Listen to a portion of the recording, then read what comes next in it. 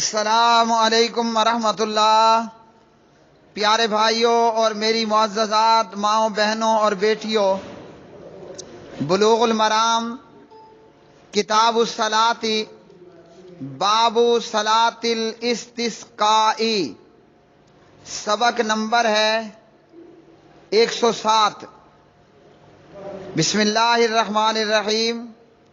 عن انس رضی اللہ تعالی عنہ ان رجلا دخل المسجد یوم الجمعۃ والنبی صلی اللہ علیہ وسلم قائم یخطب فقال یا رسول اللہ صلی اللہ علیہ وسلم ہلکت الاموال وانقطعت السبل فادعوا اللہ عز وجل یغیثنا، فرفع یدیہ ثم قال اللہم اغثنا اللہم اغثنا اللہم اغثنا، فذکر الحدیث وفیہ الدعاء بامساکہا، متفق علیہ۔ خادم رسول جناب انس بن مالک رضی اللہ تعالی عنہ راوی ہیں، فرماتے ہیں کہ ایک آدمی جمعے کے روز مسجد میں داخل ہوا۔ نبی محترم محمد الرسول اللہ صلی اللہ علیہ وسلم کھڑے خطبہ ارشاد فرما رہے تھے۔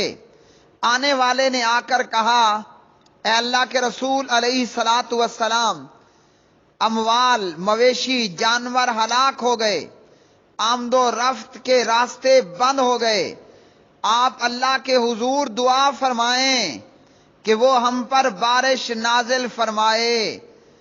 امام مسجد نبوی حضرت محمد الرسول اللہ صلی اللہ علیہ وسلم نے سوالی کا سوال سن کر اللہ مستوی علی العرش کے آگے اپنے ہاتھ اٹھا دیے۔ نبی علیہ السلام نے اسی وقت اپنے ہاتھ اوپر اٹھائے اور دعا فرمائی، اللہم اغثنا، یا الہی بارش عطا فرما، یا الہی بارش عطا فرما، اے اللہ باران رحمت سے ہماری فریاد رسی فرما۔ ساری حدیث بیان کی، اس حدیث میں بارش بند کروانے کی دعا کا بھی ذکر ہے۔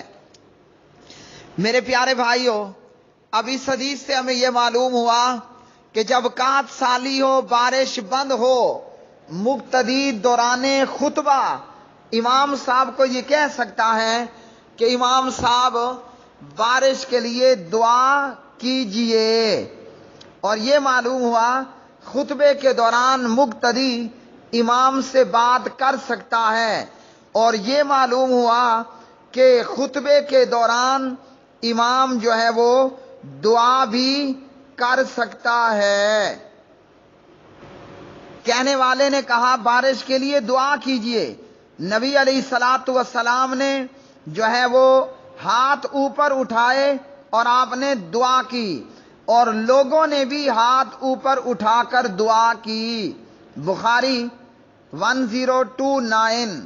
تو اس سے یہ معلوم ہوا کہ دعا میں ہاتھ اٹھانا آداب دعا میں شامل ہے، اور اس سے یہ بھی ثابت ہوا خطبے کے دوران میں امام اور مقتدیوں کا ہاتھ اٹھا کر دعا کرنا بھی ثابت ہوا اور صحیح ہوا۔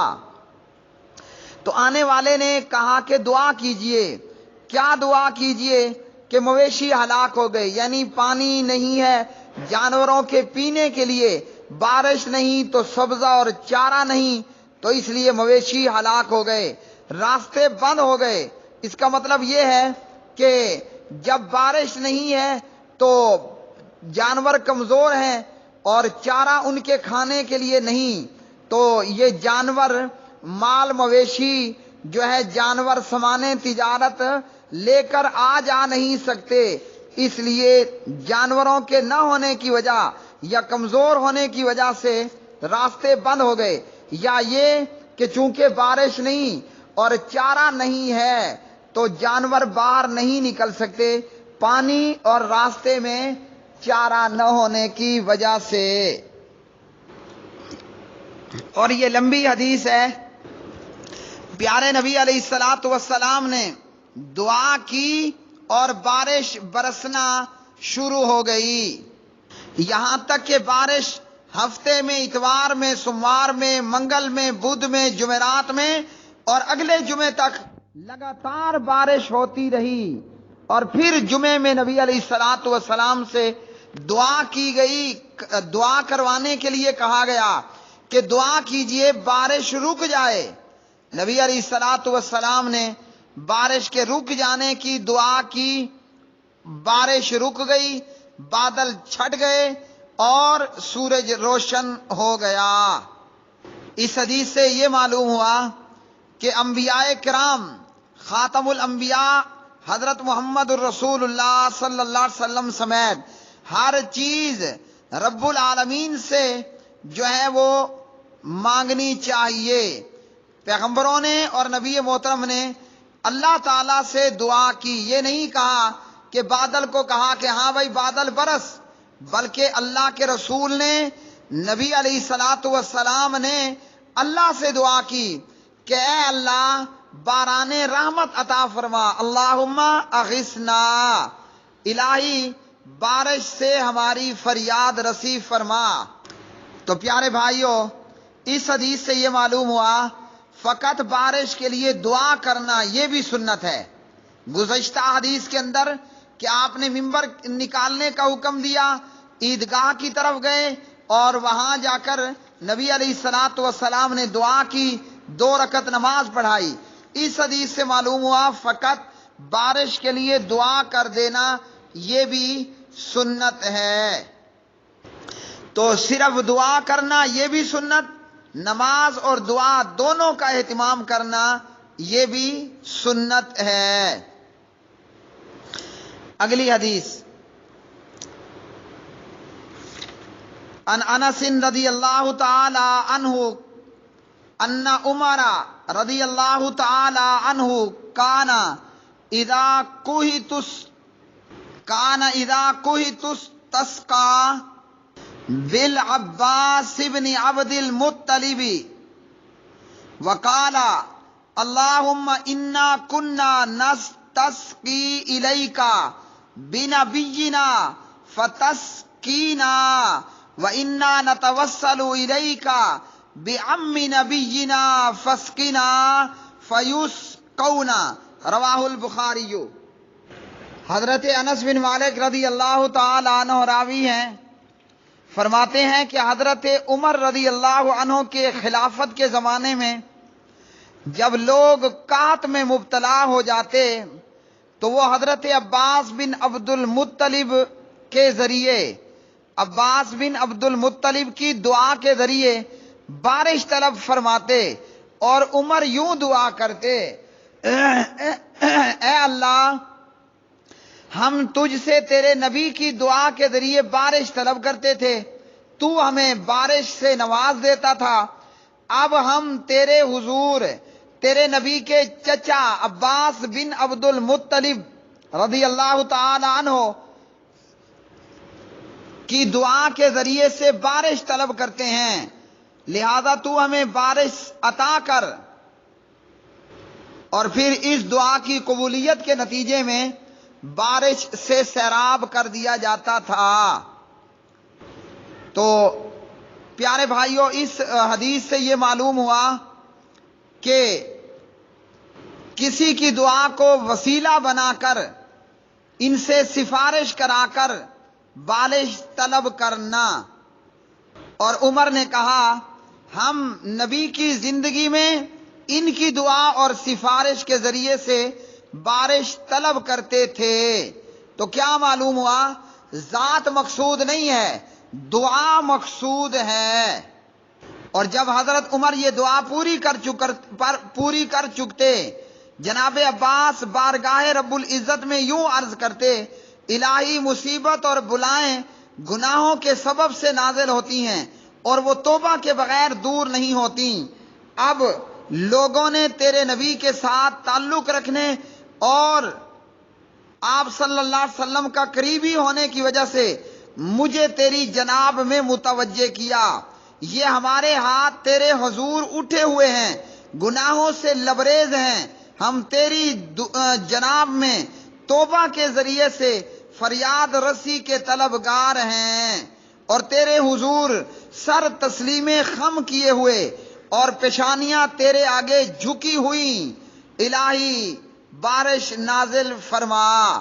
بس جناب عباس یہ کہتے اور پہاڑوں کی مانند بادل اٹھتے، آسمان پر چھا جاتے، اللہ اللہ، اور خوب بارش برستی۔